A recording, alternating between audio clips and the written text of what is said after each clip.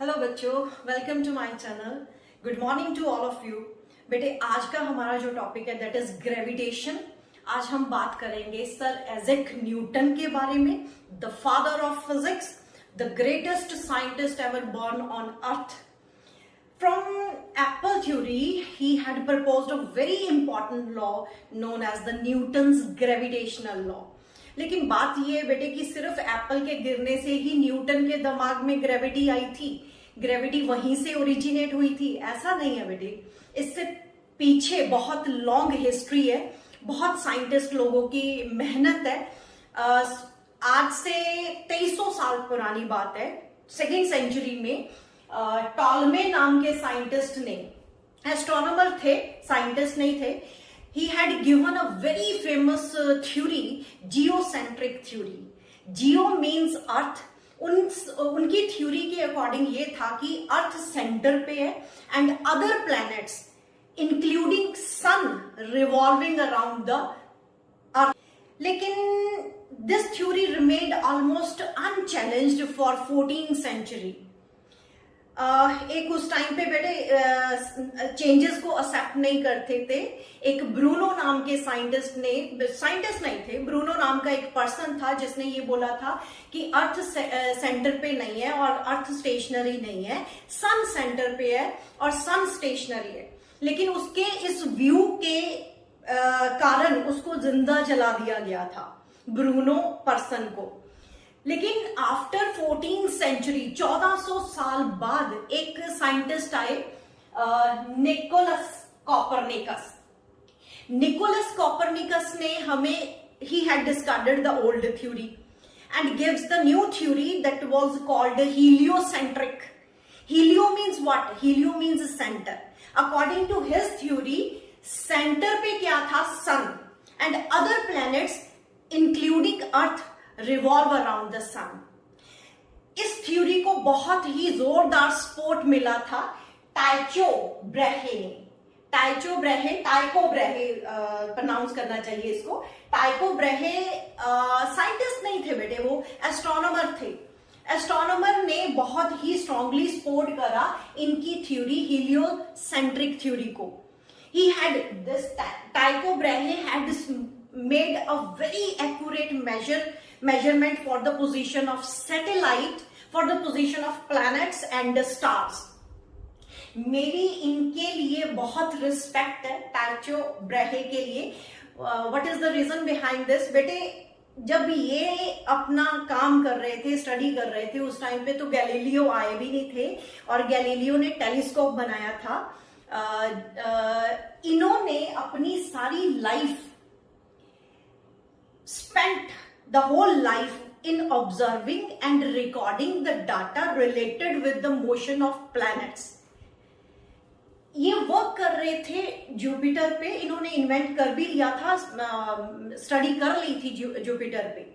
लेकिन बेटे, सुनने में ये आता है, हिस्ट्री पे लिखा हुआ है कि ये अपने घर के बाहर विद नेक्ड आई रिकॉर्ड कर रहे थे, ऑब्जर्व कर रहे थे पोजीशन ऑफ प्लैनेट्स, और वहीं पे इनकी डेथ हो गई थी। लेकिन इन्होंने जितना भी अपना डाटा बनाया हुआ था, रिकॉर्ड करा हुआ था, he hand over his data to Kepler. Kepler was the assistant of Tycho Brahe. जो टाइको ब्रेहे ने अपना डाटा कंप्लीट करा था, वो हैंड ओवर कर दिया कैपिलर को। Kepler had made a very important conclusion from the completed data of the Tycho Brahe. He had given 3 laws: Kepler's first law, second law and third law. ऐसे नहीं है कि कैपिलर ने सिर्फ इनकी थ्योरी पे ही वर्क करा था, कैपिलर खुद स्टडी कर रहे थे मार्स पे। कैपिलर मार्स प्लैनेट पे स्टडी कर रहे थे, वो ऑब्जर्व कर रहे थे कि इन लोगों ने जो बोला था कि ऑर्बिट में प्लैनेट्स रिवॉल्व कर रहे हैं, मतलब एक सर्कुलर मोशन दे रहे हैं, लेकिन कैपिलर इस बात को नहीं मान रहे थे। वो कहते थे ऑर्बिट में नहीं है, सर्कुलर मोशन में नहीं है, तो है सर्कुलर मोशन, लेकिन वो एलिप्टिकल शेप में है। वो जब स्टडी कर रहे थे उन्होंने देखा कि मार्स कभी सन के पास आ रहा है फिर दूर जा रहा है, कभी तेज हो रहा है कभी स्लो हो रहा है। तो इन्होंने इसी स्टडी पे बेस्ड और टाइको ब्रैहे की स्टडी डाटा जो कलेक्ट करा था उसके बेस्ड 3 लॉज दे दिए थे बेटे, Kepler first law, Kepler second law and Kepler third law. इन्होंने सैटेलाइट्स और प्लैनेट्स पे स्टडी करी थी। अब ये बात किनको पता चली? सर आइजैक न्यूटन को। अब सर आइजैक न्यूटन ने from the findings of Tycho Brahe and Kepler's, these findings proved very important for Newton to arrive him at the Newton's gravitational law। तब जाके न्यूटन्स ग्रेविटेशनल लॉ आया। लेकिन बात ये है बेटे कि इनको हम फादर ऑफ फिजिक्स बोलते हैं, बाकियों को हम नहीं बोलते father of physics. What is the reason behind this? एक तो एक पोएट था जिसने अपनी पोएट्री में न्यूटन को गॉड ऑफ फिजिक्स भी बोल दिया था। उनकी पोएट्री के अकॉर्डिंग ये था कि when Newton came in physics he light up the physics, when Newton came he light up the physics, मतलब फिजिक्स में रोशनी ही रोशनी हो गई। क्यों ऐसे बोला गया था? क्यों ऐसा फादर ऑफ फिजिक्स न्यूटन को ही बोला गया, बाकी रिमेनिंग साइंटिस्ट को क्यों नहीं बोला गया? The reason behind this is that के other scientist could not give the mathematical derivation and formula. उन्होंने हमें फॉर्मूला नहीं दिया था। ठीक है, उन्होंने हमें ग्रेविटी के बारे में बताया, ठीक है, उन्होंने हमें प्लैनेट की मोशन एक्यूरेट मेजरमेंट दी थी टाइको ब्रैहे ने with naked I. I remind you कि टाइको ब्रैहे ने he used to watch, he is the only astronomer who used to watch the space with naked eye and made a very accurate measurement for the position and the motion of the planets. That's why I am giving stress on this person. I have a lot of respect for this person.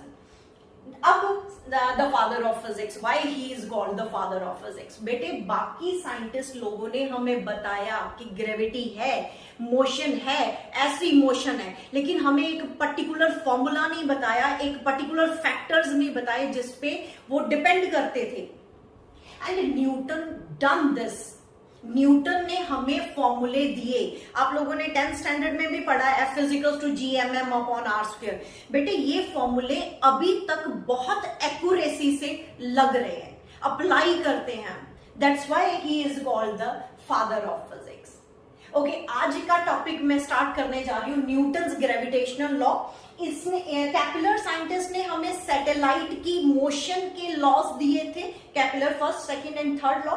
And Newton sir ने हमें gravitational law बताए कि gravity कितनी है, किन factors पे depend करती है, वो 1 by 1 करके हम डिस्कस करते।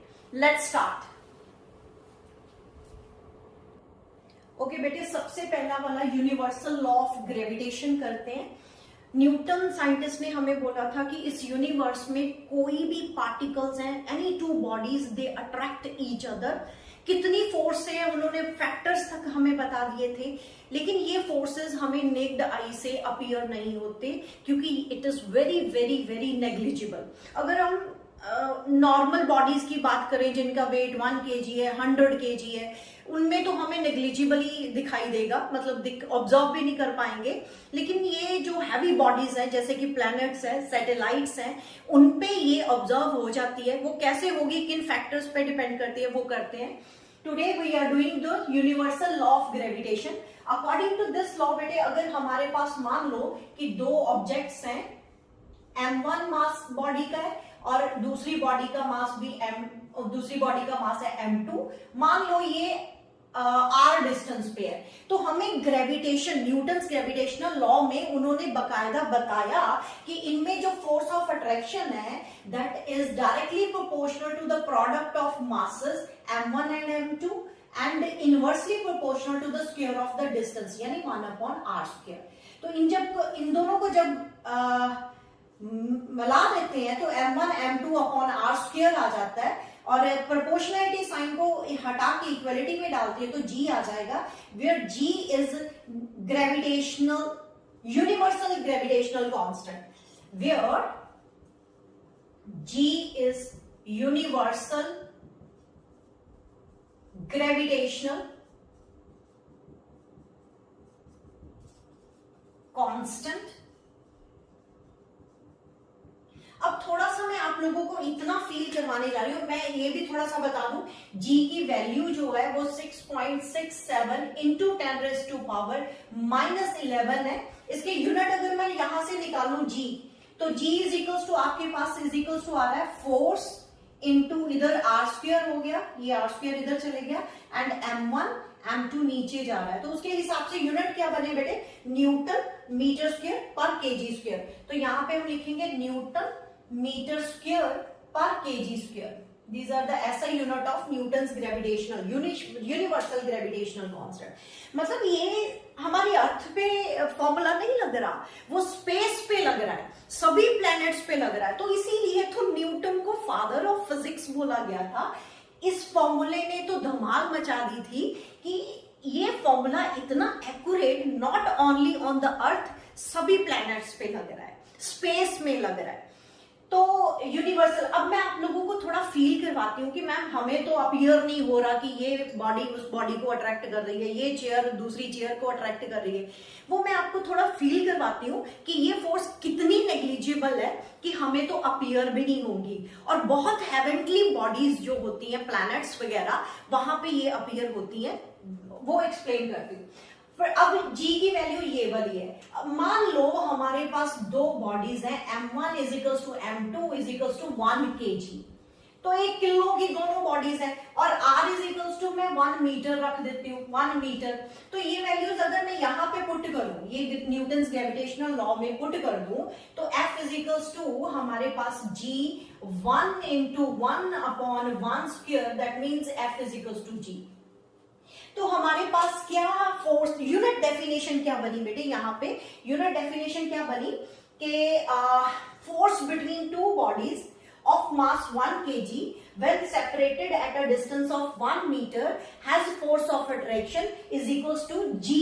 और G की वैल्यू कितनी है वो हमें याद करनी है। यहाँ पे G has value 6.67 into 10⁻⁻11। You can imagine -11 बेटे, it is a very very negligible value. तो आप आइडिया लगा सकते हो कि 1 किलो की दो बॉडीज ली और 1 मीटर डिस्टेंस पे रखा और उनमें ये फोर्स ऑफ अट्रैक्शन होगी, तो ये तो अपीयर भी नहीं होगी। हाउ कैन आई जज दिस वेरी नेग्लिजिबल फोर्स? ठीक है बेटे, नोट करो, इसको नोट करो। इसके बाद डायमेंशन जो है, डायमेंशनल फॉर्मूला ऑफ जी वो भी निकाल लेते हैं। जैसे यहाँ पे जी की डायमेंशनल फॉर्मूला लिखना है तो क्या होगा, न्यूटन का होता है metre sorry m/L/t-2, mass into acceleration हो गया, ये L स्क्वायर हो गया, यहाँ पे ये L स्क्वायर हो गया, एंड डिवाइडेड बाय मास दो बार ही आ गए m स्क्वायर। तो बेटे एक काट दूं तो यहाँ पे डायमेंशनल फॉर्मूला क्या बन रहा है वो नोट कर सकते हो आप। यहाँ पे मैं नोट कर दूं, चलो मास एक कट गया तो क्या बना, यहाँ पे is equals to right here m-1 t-2 and L square. तो इसको प्रॉपर वे से आप डायमेंशनल फॉर्मूला नोट कर सकते हो जी का। m-1 L क्यूब आ रहा है बेटे, ये L स्क्वायर L क्यूब आएगा, यहाँ पे क्यूब आ जाएगा, पहले L लिख लेना, यहाँ पे we can write L cube firstly then t-2। this is the dimensional formula of G, you have to learn this। कई बार एक नंबर में ये पूछ लेते हैं, नोट करो, then I erase it। Okay बेटे, अब मैं करवाऊंगी universal law of gravitation in vector form. वही डायग्राम दोबारा से बनाते हैं। हमारे पास दो बॉडीज हैं, m1 मास m2 मास, फिर मैं बताऊंगी कि r डिस्टेंस पे m1 एंड m2, और वेक्टर फॉर्म में लिखना है अभी। तो ये फर्स्ट बॉडी है, इसको ये अट्रैक्ट कर रही है और इसको ये अट्रैक्ट कर रही है। तो अगर मैं यहाँ पे फोर्स लगाऊं, F1 को 2 बॉडी अट्रैक्ट कर रही है वो इस डायरेक्शन में, एंड इस सेकेंड बॉडी को फर्स्ट वाली बॉडी अट्रैक्ट कर रही है। तो हमने देखना ये है कि ये इक्वल एंड ऑपोजिट है कि नहीं, बिल्कुल है। तो क्या हुआ, एक यूनिट वेक्टर में रिप्रेजेंट करते हो बेटे, ये डिस्टेंस यहाँ पे लिख लेते हैं r, और unit vector r12 is the unit vector which is from first body to second body, यानी इस डायरेक्शन में, and r21 is the unit vector from second body to first body. अगर मुझे f12 का एक्सप्रेशन लिखना है तो कैसे लिखूंगी वेक्टर फॉर्म में, gm1 m2 upon r square, and यहां पे हम लिख सकते हैं r12 का कैप लिख सकते हैं। एंड अगर मुझे दूसरा लिखना है 21 वेक्टर तो वो लिखेंगे gm1 m2 upon r square r21 cap. तो हमें पता है बेटे r12 and r21 what is it, these are the unit vectors which tells the direction only. तो ये इस फोर्स को डायरेक्ट कर रहा है, डायरेक्शन बता रहा है, ये वाला यूनिट वेक्टर, एंड ये वाली फोर्स को इसका यूनिट वेक्टर ये वाला हुआ। तो हमें पता है ये वाला वेक्टर इस तरफ है, ये वाला वेक्टर इस तरफ है, they are equal and opposite, unit vector means one, and उनकी डायरेक्शन इक्वल एंड ऑपोजिट है। तो कहने का मतलब अगर मुझे रिटर्न करना है r12 cap is equal to minus of r21 cap होगा, इजंट इट। और उसके बाद अगर ये चीज फॉलो हो रही है तो दिस इंप्लाइज दैट क्या हुआ, f12 vector is equal to minus of f21 vector. तो ये तो बेटे वो एक्शन एंड रिएक्शन वाली बात हो गई, एक्शन एंड रिएक्शन, बिल्कुल ये gravitational force of attraction, they follow the action and reaction pair, Newton third law को ओबे करती हैं। तो अब आप लोगों के दिमाग में एक मैं क्वेश्चन डालने जा रही हूं कि अगर ये एक दूसरे को अट्रैक्ट कर रही हैं तो ये पास क्यों नहीं आ जाती। तो उसका रीजन तो मैंने बताया है कि the force of attraction is very negligible. थोड़ा और फील करवाऊंगी कि स्पेस में दो एस्ट्रोनॉमर्स है, मान लो 100 kg इसका 100 kg इसका, तो वो 1 मीटर डिस्टेंस पे है मान लो। तो एक एग्जांपल लेते हैं, मान लो एक 100 kg का एस्ट्रोनॉमर है, ठीक है, 100 kg ये ले लेते हैं और 100 kg का ये ले लेते हैं, तो इनमें 1 मीटर डिस्टेंस पे है। तो फोर्स ऑफ अट्रैक्शन जैसे ना इतनी नेग्लिजिबल है, आइडिया ले लो, F फिजिकल्स टू क्या होगा 100 इंटू 100, ये G की वैल्यू भी पुट कर देते हैं, 6.67 into 10 to power minus 11 into 100 into 100 मतलब 10 to power 4 divided by 1 metre, तो 1 लिख दिया। तो यहां से ले दे के 4 माइनस हो रहे हैं, तो even then we have the 7 minus 7 here. तो आप आइडिया लगाओ 10 टू पावर माइनस 7 भी हो जाए या माइनस 6 भी हो जाए तो it is very very negligible, वो can't appear with naked eye. तो ये अट्रैक्ट तो कर रहे हैं लेकिन अपने पास नहीं आ रहे। अच्छा, आप पूछ सकते हो कि मैम अगर ये आप बोल रहे हो कि हेवेंटली बॉडी के लिए फिर भी ऑब्जर्व करी जा सकती है इतनी ये फोर्सेस जो है, क्यों? क्योंकि अर्थ का मास ले लो, मान लो एक प्लेनेट में अर्थ ले लेती हूँ, दूसरा सन ले लेती हूँ, अर्थ का मास बहुत बड़ा है, सन का मास बहुत बड़ा है, तो वो अट्रैक्ट कर रहे हैं। तो ये क्वेश्चन आप लोगों के दिमाग में आना चाहिए कि अगर वो अट्रैक्ट कर रहे हैं, सन अट्रैक्ट कर रहा है बाकी प्लैनेट्स को, तो प्लैनेट सारे सन के बीच में क्यों नहीं चले जाते? तो ये क्वेश्चन अपने दिमाग में रिमेन्स रखना, मैं सारे 1 बाय 1 करके क्लियर करूंगी। एक क्वेश्चन और दिमाग में लेके आना, एप्पल थ्योरी के अकॉर्डिंग एप्पल अर्थ के ऊपर गिरता है, तो न्यूटन ग्रेविटेशनल लॉ क्या था, everything in this universe attract each other. अगर अर्थ ने एप्पल को अट्रैक्ट करा तो एप्पल अर्थ के ऊपर गिरा, तो सिमिलरली एप्पल भी तो अर्थ को अट्रैक्ट कर रहा है, point to be noted here, Apple भी तो अर्थ को अट्रैक्ट कर रहा है। एप्पल अर्थ के ऊपर क्यों गिरा, अर्थ एप्पल के ऊपर क्यों नहीं गिरी? ठीक है, ये क्वेश्चन अपने दिमाग में रखना, ये सब बातें मैं एक्सप्लेन करूंगी। पहले ये वेक्टर फॉर्म वाला लर्न कर लो। यहाँ पे एक प्रॉपर्टी हमें पता चल गई कि न्यूटन्स ग्रेविटेशनल लॉ जो है वो एक्शन और रिएक्शन वाले पेयर को ओबे करता है। ये नोट करो, इसकी मैं कैरेक्टरिस्टिक्स बताने जा रही हूं कि न्यूटन्स ग्रेविटेशनल लॉ जो स्पेस में भी एप्लीकेबल है, the very famous law Newton's gravitational law, उसकी कैरेक्टरिस्टिक्स क्या है, लिमिटेशंस क्या है, कहां कहां एप्लीकेबल होता है, ये नोट करना है। आप नोट करो बेटे इसको।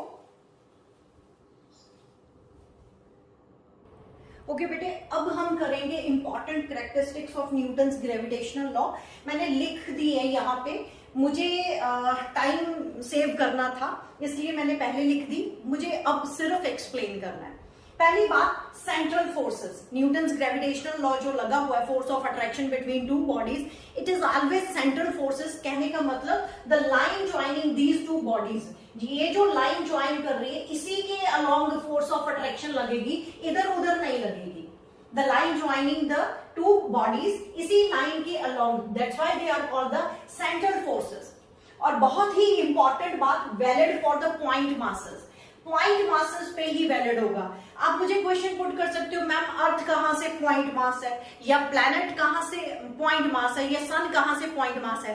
ठीक है बेटे, लेकिन अगर आप मान लो कि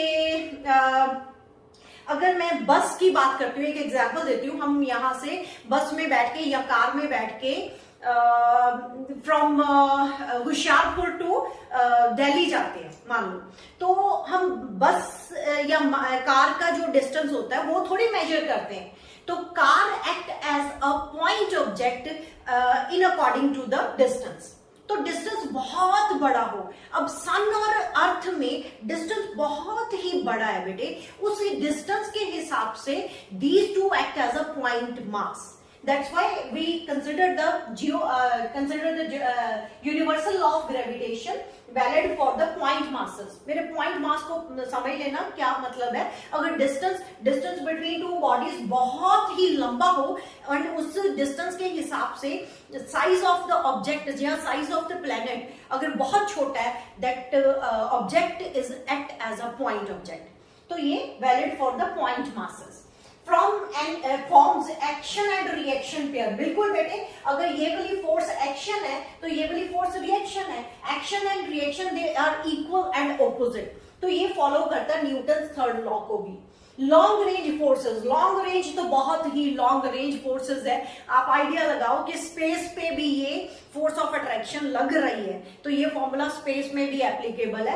बहुत कम हो जाती है जैसे जैसे दूर जाते जाओगे, इनवर्स को स्क्वायर लॉ को ये भी ओबे करता है लॉ, एंड कम होती जाएंगी लेकिन खत्म नहीं होती।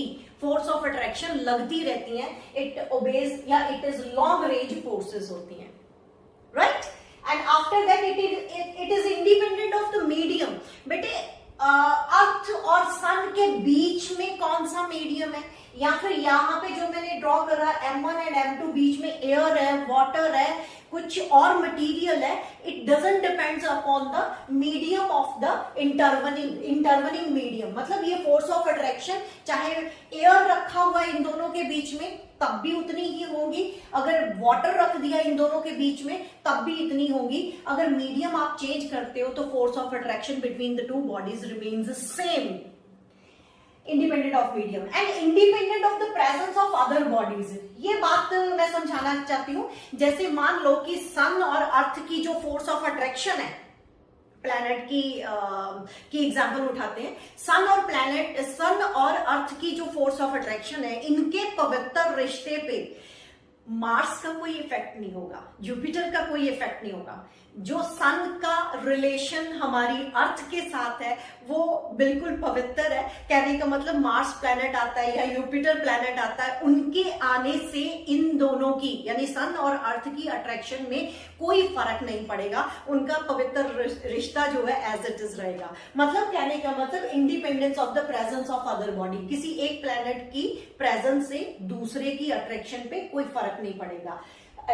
जर्नल भी फॉर्मूला लगाओगे तो ये एप्लीकेबल होता है। Negligible in case of light bodies, मैंने पहले ही बताया हम लोगों की बॉडीज जैसे हमारा 10 kg है या 100 kg है, 100 kg की दो बॉडीज है, 1 मीटर डिस्टेंस पे है, तो बेटे वहां पे क्या आप ऑब्जर्व करोगे, it is very very very very negligible forces of attraction. तो अगर ऑब्जर्व करते भी हो, थोड़ा एप्रिशिएबल फोर्सेज ऑफ अट्रैक्शन हमें ऑब्जर्व होती भी है, तो ये मासिव बॉडीज में होंगी, लाइक स्टार्स एंड प्लैनेट के केस में होगा। तो दिमाग में वो क्वेश्चन अभी भी रखना कि एप्पल अर्थ के ऊपर क्यों गिरा, अर्थ एप्पल के ऊपर क्यों नहीं गिरी। एक ये पॉइंट याद रखना, अगर मासिव बॉडीज स्टार और प्लैनेट में ये एप्रिशिएबल फोर्सेस ऑफ अट्रैक्शन है, तो सन के बीच में क्यों नहीं प्लैनेट सारे गिर गए। ये दो क्वेश्चन अभी भी अपने दिमाग में रखना, I will explain later on. Note करो बेटे, ये नोट करो। अब बेटे एक न्यूमेरिकल डिस्कस करती हूं मैं आप लोगों के साथ। मान लो मेरे पास एक इक्विलेटरल ट्राइंगल है, उसके वर्टिसेस पे हमारे पास m मास पड़े हुए हैं. This is A, B and C. तो मान लो उसके सेंट्रॉइड पे मैं मीडियन बना देती हूं यहां पे. तो यहां पे भी एक कोई मास पड़ा हुआ है, उसका भी मास m है. तो पूछा ये गया कि this equilateral triangle having the side A, ये साइड सबकी A है बेटे, A ले लेते हैं. तो वर्टिसेस पे हमें मास दे दिए, वो सब मासेस इक्वल है और सेंटर पे भी मास m रखा गया. बताना ये है कि find the net force on this mass. थोड़ा आइडिया लगाएं तो आइडिया से तो यही पता चल रहा है कि ये फोर्स ऑफ अट्रैक्शन इस तरफ भी लगेगी, ये वाला मास इसको अट्रैक्ट करेगा इस तरफ, ये वाला मास इसको अट्रैक्ट करेगा इस तरफ, तो ये वाला मास इसको अट्रैक्ट करेगा इस तरफ. तो इक्विलिब्रियम तो है, दिख रहा है इक्विलिब्रियम है, तो नेट फोर्स इसकी जीरो ही आनी चाहिए, जीरो ही आएगी. लेकिन हमें प्रूव करना है, तो यहां पे कोई पॉइंट रख लेते हैं, G लिख लेते हैं. हमें पता है कि मीडियंस जो हैं वो 2:1 की रेशो में डिवाइड करते हैं. ये O पॉइंट ले लें. तो अब मुझे डिस्टेंस, पहले मान लो इसके कारण फोर्स F1 है, ये मैं F1 लिखने जा रही हूं, ये F2 लिखने जा रही हूं and this force is F3. तो मुझे F1 निकालना है. तो F1 इज इक्वल टू क्या हुआ, G M upon distance. Distance O से लेके A तक का उसका स्क्वायर है. ठीक है, ले देखिए हमारे पास क्या आया, GM स्क्वायर अपॉन OA का स्क्वायर. ठीक है बेटे. अब दूसरा F2 ले लेते हैं, वो भी इतना ही आएगा, GM स्क्वायर अपॉन O से लेके B का स्क्वायर आ जाएगा. ठीक है, B का square. And F3 is equal to क्या आएगा, GM स्क्वायर अपॉन O से लेके C का स्क्वायर आ जाएगा. अब बेटे ध्यान से देखो, OA is equal to OB is equal to OC किसके इक्वल आएगा. हम लोगों को पता है इक्विलेटरल ट्राइंगल में जो मीडियन होते हैं वो 2:1 की रेशियो में होते हैं. अगर ये 2 है और ये 1 है तो उस हिसाब से हमारा क्या आ जाएगा, 2/3 ऑफ A आ जाएगा. तो ये सारे डिस्टेंस 2/3 ऑफ A है, यहां पे भी 2/3 ऑफ A, 2/3 ऑफ A, तो उनका स्क्वायर. तो चेक करो ये सारी फोर्सेस तो इक्वल है. तो अब आपकी डायग्राम सिर्फ ये बनी कि ये मास है, इसको फोर्स इधर लग रही है F3 एंड इधर दो फोर्सेस लगी हुई है F1 एंड F2. ठीक है बेटे, जब ये सारी की सारी फोर्सेस इक्वल है तो क्यों ना मैं इसको F लिख दूं, से F, ये भी F. ठीक है, कैलकुलेट करना, अगर वैल्यू दी हुई तो कैलकुलेट कर लेना, इट इज वेरी इजी. लेकिन जब ये सब सारी फोर्सेस सेम है तो क्यों ना मैं इसको F लिख दूं, से F, और ये भी F और ये भी F. अब मुझे देखना है कि ये दो फोर्सेस का जो रिजल्टेंट होगा, is that resultant is equals to F3. अगर इक्वल एंड ऑपोजिट आ रहा है तो इक्विलिब्रियम में होगा. चलो प्रूफ करते हैं. तो ये दो फोर्सेस का रिजल्टेंट मैं बनाने जा रही हूं इस तरफ. This is my resultant, F net बोल देती हूं इसको.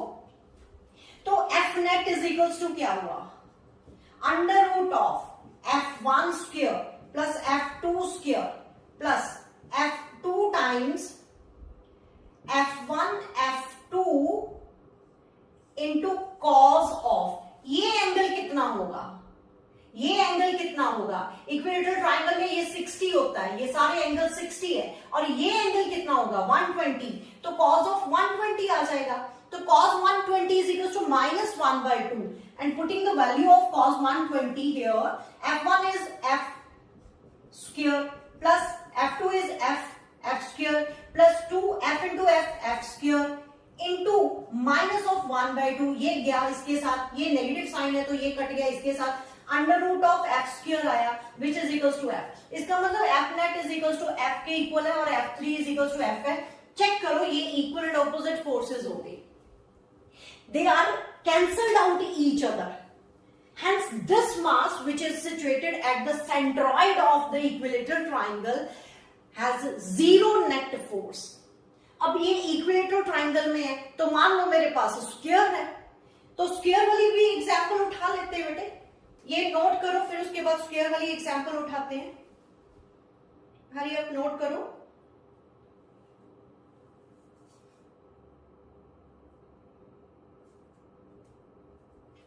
Done? Okay, I am raising it.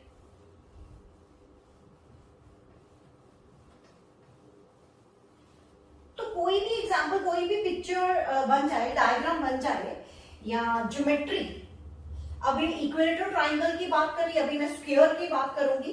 Square के वर्टिसेस पे अगर मास m रख दूं तो what will be the net force at the centre of the square? This is square, of each side is a, यहां पे मास m है, each corner has the same mass and we have to find the net electric field, sorry, net force on this center जहां पे मास m पड़ा हुआ है। तो obvious है बेटे, वेरी सिमिलर टू द जो पिछला हमने न्यूमेरिकल करा, ये वाली फोर्स इस तरफ लगेगी, ये वाली फोर्स इस तरफ लगेगी, ये वाली फोर्स इस तरफ लगेगी एंड ये वाली फोर्स इस तरफ लगेगी। तो all these forces are equal. ये वाली फोर्स इसको कैंसिल कर देगी, ये वाली फोर्स इसको कैंसिल कर देगी and the net force at this mass will be zero, will be zero. लेकिन अगर स्टोरी थोड़ी चेंज कर दें, यहां पे मास m है, यहां पे 2m है, यहां पे 3m है और यहां पे 4m कर दूं, m1 m2 m3 m4 लिखना वो भी लिख सकते हो। तो एक एग्जांपल ले लेते हैं, m1 m है, 2m है, यहां पे 2m है, यहां पे 3m है, यहां पे 4m है। फिर नेट फोर्स जीरो नहीं होगी, फिर हमें फाइंड आउट करना पड़ेगा। तो ठीक है, करते हैं। ये आपका A point, B point, C point, D point और ये वाला O पॉइंट ले लेते हैं। इतना है कि ये जो O से लेके A तक का, O से लेके B तक का, OC, OD, ये सारे डिस्टेंसेस सेम होंगे, डायगोनल का हाफ। तो वो निकाल लेते हैं, फिर काम इजी हो जाएगा। OD ये किसके इक्वल है? All of first Pythagoras theorem लगाओ यहां पे। Pythagoras theorem from triangle ABC, इस ट्राइंगल में से चेक करो, AC मुझे मिल रहा है, AC is equals to under root of A का स्क्वायर प्लस A स्क्वायर, यानी 2A स्क्वायर आ रहा है। इतना तो बेटे आप लोगों को पता है। AC is equals to under root 2A आ गया, लेकिन मुझे AC नहीं चाहिए, मुझे उसका हाफ चाहिए। तो मुझे OA चाहिए, तो इसका हाफ करूंगी तो मेरे पास आ जाएगा A अपॉन अंडर रूट 2। मतलब मुझे करना था अंडर रूट 2 A का हाफ। तो 2 को मैं लिख सकती हूँ under root 2 into under root 2, एक अंडर रूट कट गया और A बाय अंडर रूट 2 आ गया। तो ठीक है, फिर हम फर्स्ट फोर्स लगाते हैं। F1 इज इक्वल्स टू किसके इक्वल आया?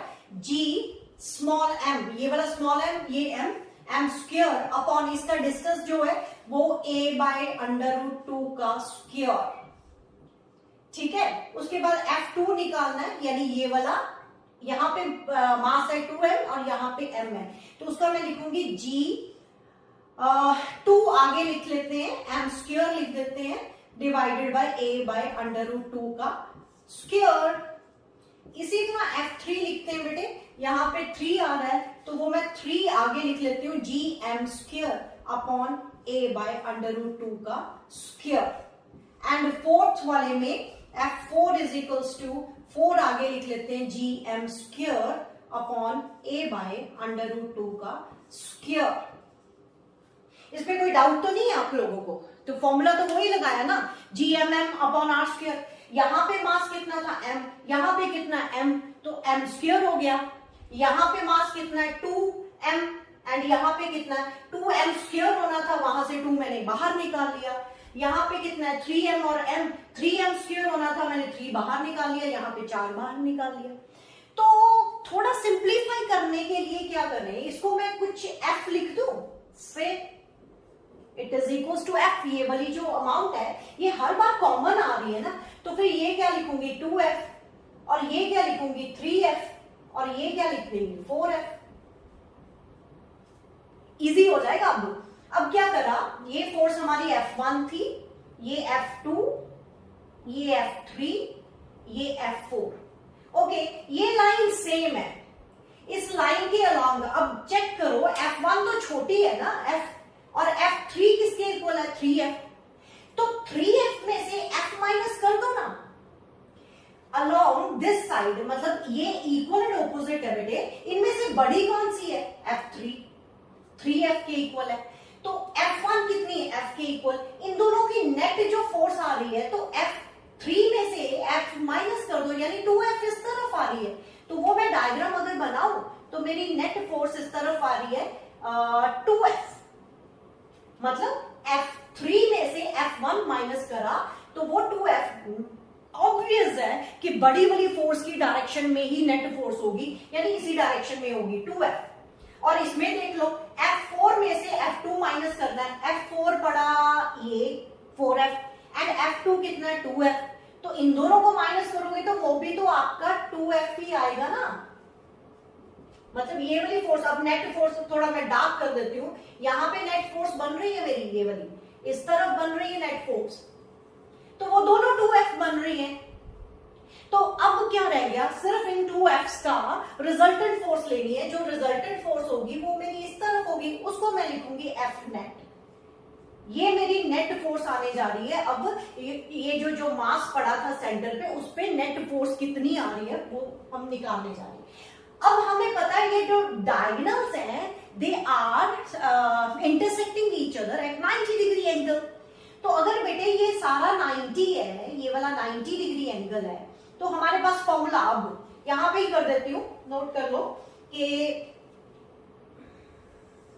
यहां पे करते हैं F net is equals to क्या आ जाएगा, ये फोर्स 2F का स्क्वायर प्लस 2F का स्क्वायर, ये वाला 2F स्क्वायर, ये वाला 2F स्क्वायर, और तीसरी टर्म क्या आ रही थी, इन दोनों का प्रोडक्ट 2 cos 90 आ जाएगा, मतलब मैं लिख देती हूं, चलो 2 into 2F into 2F into cos 90। अब मैं क्यों इसको अवॉइड कर रही थी थर्ड टर्म को लिखने में, क्योंकि बेटे cos 90 तो 0 होता है, तो क्यों ना 0 पहले ही कर दो, तो ये वाली टर्म तो वैसे ही कैंसिल हो रही है, इरेज इट, तो क्या आया 2F square plus 2F square, तो ये हमारे पास 4F square plus 4F square का अंडर रूट, यानी 8F स्क्वायर का अंडर रूट, यानी 2 अंडर रूट 2F आ गया। This is our net force जो इस मास के ऊपर लग रही है जब हमारे masses M, 2M, 3M and 4M लग रही थी, पड़े हुए थे। नोट करो बेटे, ऐसे ही न्यूमेरिकल होंगे, आप यू कैन, मतलब मैंने एप्लीकेशन बता दी, न्यूमेरिकल्स को सॉल्व करने का मेथड बता दिया, तो ऐसे कोई भी डायग्राम बना दे तो you can calculate the net force. अगर फोर्स मास सेम है, सिमेट्रिक ज्योमेट्री है और सब वर्टिसेस पे सेम मासेस पड़े हुए हैं, तो चाहे बीच में M हो, 2M हो, NM हो, कुछ भी हो, तो उनका नेट फोर्स 0 होगी। क्यों? क्योंकि सब जगह मासेस सेम है। इस मास ने अट्रैक्ट करा तो इसने अट्रैक्ट करा, कैंसल, इसने अट्रैक्ट करा, इसने अट्रैक्ट करा, कैंसल, तो वहां पे forces equal and opposite cancel हो जाती है। लेकिन पॉइंट टू बी नोटेड, अगर मास डिफरेंट हो जाते हैं तो फिर नेट फोर्स 0 नहीं आएगी, जिसकी एक मैंने एग्जांपल लेके यहां पे एक्सप्लेन कर दिया। नोट करो इसको।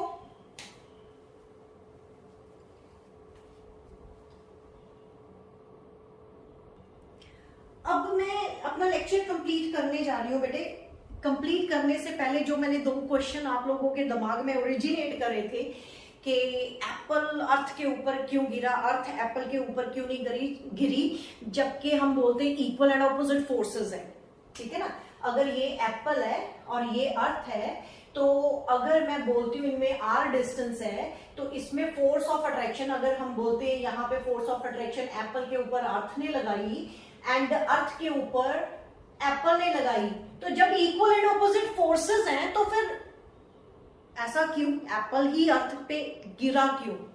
अब ध्यान से सुनना, हमें पता है कि फोर्स का फॉर्मूला होता है, अगर मैं FAE की बात कर रही हूं, ये फोर्स है एप्पल के ऊपर अर्थ ने लगाई, तो वो GM of Apple and M of earth बड़ा एम लिख दिया मैंने उसका, डिवाइडेड बाय डिस्टेंस तो आर है तो आर स्क्वायर कर दिया, तो ये फोर्स हुई। और अब मैं फोर्स बोल रही हूँ अर्थ के ऊपर एप्पल ने लगाई, तो वहां पे जी एम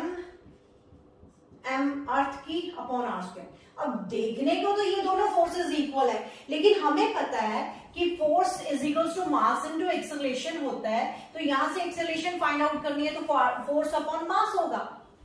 अब ध्यान से सुनना, अगर मुझे एक्सेलरेशन एप्पल की निकालनी है तो मान लो acceleration of apple is equal to क्या होगा, तो एप्पल पे फोर्स लगाई ये वाली, उसको मैं क्या करूंगी G M A upon M E R square, और डिवाइड किसके साथ करूं, अगर एक्सेलरेशन एप्पल की है तो divided with the mass of apple होगा, तो काट दो, इसको काट देते हैं, तो एप्पल की एक्सेलरेशन क्या आ रही है जी एम ई यानी mass of earth upon R square.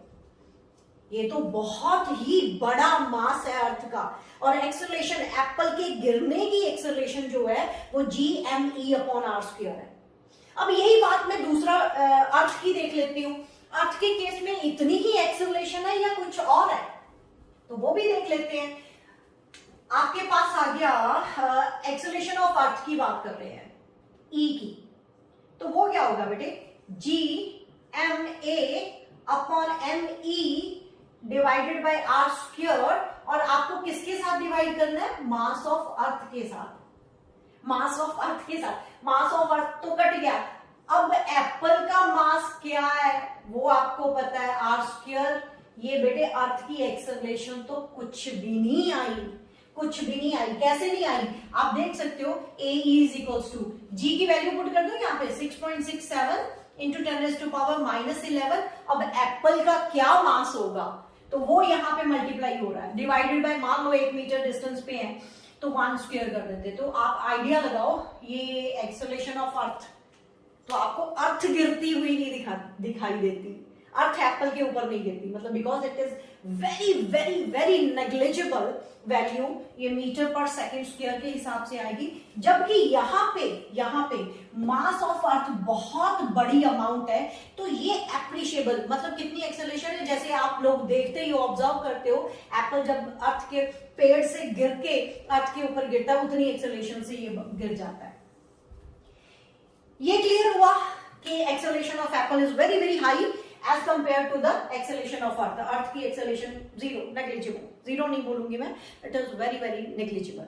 अब दूसरा क्वेश्चन ये कि मैंने बोला कि सन और प्लैनेट में ये फोर्स ऑफ अट्रैक्शन है, तो मासिव बॉडीज में ये एप्रिशिएबल फोर्स ऑफ अट्रैक्शन है, मतलब ऑब्जर्व हो जाती है, तो बेटे फिर ये गिर क्यों नहीं जाते प्लैनेट सन के अंदर, गिर जाने चाहिए थे, है ना, अट्रैक्ट हो रहे धीरे धीरे अट्रैक्ट हो रहे, तो अट्रैक्ट होके finally they should fall into the sun, तो ऐसा तो नहीं होता।